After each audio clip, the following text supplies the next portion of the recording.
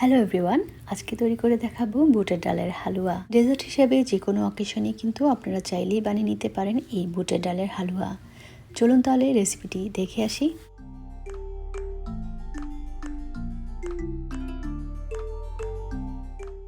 হালুয়া বানানোর জন্য আমাদের এখানে লাগছে বুটের ডাল বা চানা ডাল। আমি এখানে 2 কাপ পরিমাণে নিচ্ছি। আপনি চাইলে কম করে নিতে পারেন, আবার বাড়িয়েও দিতে পারেন।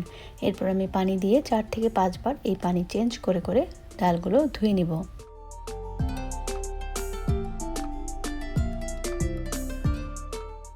ডালগুলো ধোয়া হয়ে গেলে এখন আমি এখানে পর্যাপ্ত পরিমাণের পানি দিয়ে এই ডালগুলোকে ভিজিয়ে রেখে দেব সারা রাতের জন্য, অথবা কম করে হলেও 6 থেকে 7 ঘন্টার জন্য।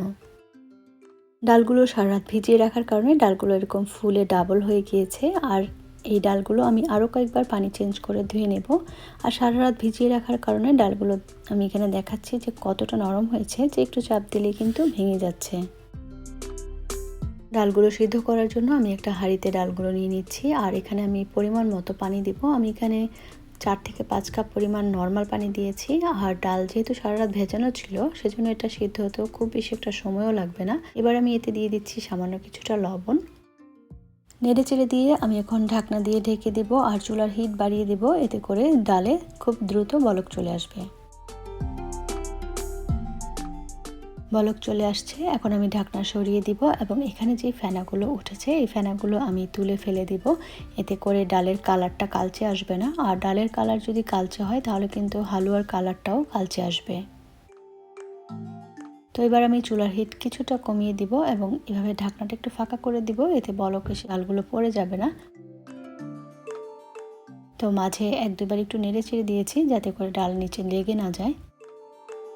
ডালগুলো প্রায় সিদ্ধ হয়ে গিয়েছে, একটু চামচ দিয়ে চাপ দিলেই দেখতে পাচ্ছেন ডালটা ভেঙে যাচ্ছে।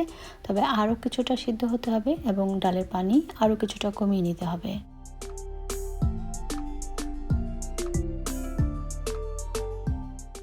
ডাল থেকে যখন আরও কিছুটা পানি শুকিয়ে এরকম হয়ে আসবে, কিছুটা মাখা মাখা, তখন এটাকে আমি ঠান্ডা করে নিব। এরপর আমি এই ডালগুলোকে ব্লেন্ডারে ব্লেন্ড করে নিব। আপনারা চাইলে পাটায়ও বেটে নিতে পারেন।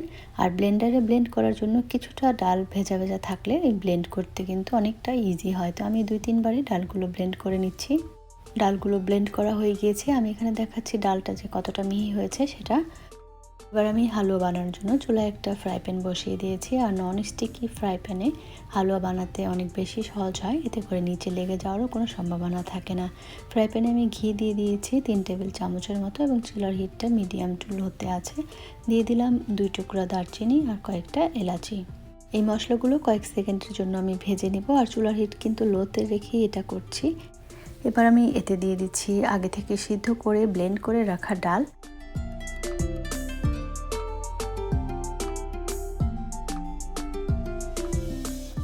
চুলার হিট মিডিয়াম লোতে রেখে এই ডালগুলোকে ঘিয়ের সঙ্গে আমি ভেজে নিব।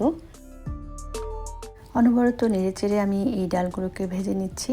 নাড়াচাড়া কিন্তু একেবারে বন্ধ করা যাবে না।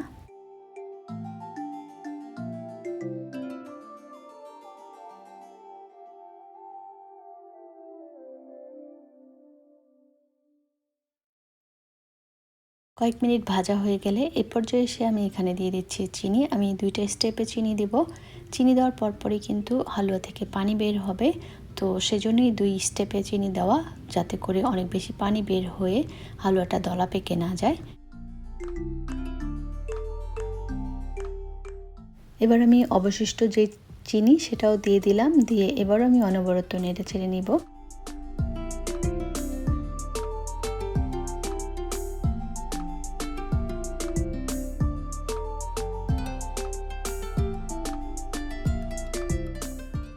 হালুয়াতে যে আস্ত গরম মশলা ছিল এই পর্যায়ে আমি সেগুলো তুলে ফেলে দিচ্ছি।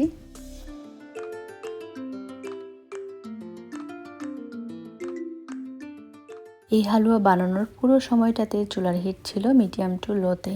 কোনোভাবেই চুলার হিট কিন্তু বাড়ানো যাবে না, তাহলে হালুয়া পুড়ে যাওয়ার একটা সম্ভাবনা থেকে যাবে। হালুয়াটা যদি আপনারা এরকম নরম খেতে চান তাহলে এই অবস্থায় নামিয়ে নিতে পারেন। তো আমি এই পর্যায়ে এসে দিয়ে দিলাম গুঁড়া দুধ, আর গুঁড়া দুধ দিয়ে খুব ভালো করে মিক্স করে নিব যাতে কোনোভাবে দলা পেকে না যায়। আর গুঁড়া দুধ দিলে হালুয়ার টেস্টটা কিন্তু অনেক বেশি ভালো আসে। এবার আমি এতে সামান্য কিছুটা ফুড কালার দিয়ে দিলাম। ফুড কালারটা অপশনাল, এটা কেউ চাইলে দিতে পারে, না চাইলে না দিলেও কোনো সমস্যা নেই। শুধুমাত্র হালুয়ার কালারটা যাতে সুন্দর দেখা যায় সেজন্যই এই ফুড কালারটা দেওয়া।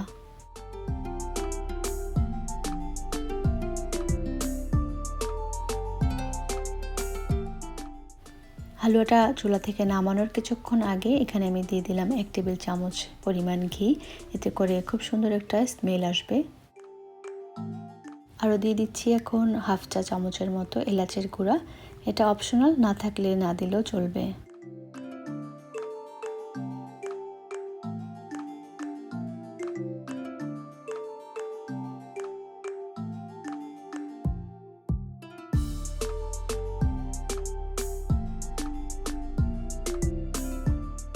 হালুয়াটা যখন প্যানের গা ছেড়ে ছেড়ে এরকম উঠে আসবে তখন বুঝতে হবে যে হালুয়াটা হয়ে গিয়েছে। তো এই পর্যায়ে আমি চুলার হিটটা বন্ধ করে চুলা থেকে নামিয়ে নিচ্ছি। আমি যেই প্লেটে হালুয়া নিব সেই প্লেটে আমি কিছুটা ঘি ব্রাশ করে নিচ্ছি। আপনি চাইলে এখানে তেল ব্রাশও করে নিতে পারেন। আর গরম থাকা অবস্থায় আমি হালুয়াটা এই প্লেটে রেখে সেট করে নিব। গরম গরমই এটা সেট করতে অনেক বেশি ইজি হয়।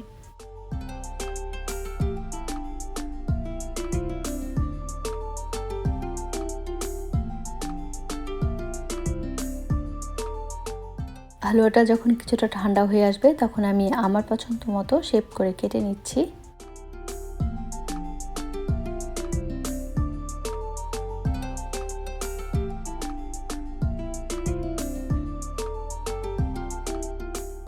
এবার আমি এখানে কিছু কিশমিশ আর বাদাম দিয়ে এভাবে হালুয়াগুলোকে সাজিয়ে নিচ্ছি। এটা যে যার পছন্দ মতো যে কোনো শেপ করে কেটে নিতে পারেন, সাজিয়ে নিতে পারেন। আমি কিছু কুকি কাটারও দিয়ে হালুয়াগুলো ডিজাইন করে নিচ্ছি। তো এভাবে হালুয়া বানিয়ে আপনারা কোনো এয়ারটাইট কন্টেনারে করে ফ্রিজে নর্মাল চেম্বারে রেখে দিতে পারেন প্রায় 2 সপ্তাহের মতো। এছাড়া এই হালুয়া দিয়ে চালের রুটি, পরোটা অথবা লুচি দিয়ে খেতে কিন্তু খুবই ভালো লাগে। খুব সহজেই রেসিপিটি আপনাদের যদি কারো ভালো লাগে তাহলে একটা লাইক করতে ভুলে যাবেন না। আর কমেন্টসের মাধ্যমে জানাতে পারেন আপনাদের মূল্যবান মতামত। সবাইকে অনেক অনেক ধন্যবাদ জানিয়ে আজ এ পর্যন্তই। সবাই খুব ভালো থাকবেন। আল্লাহ হাফেজ।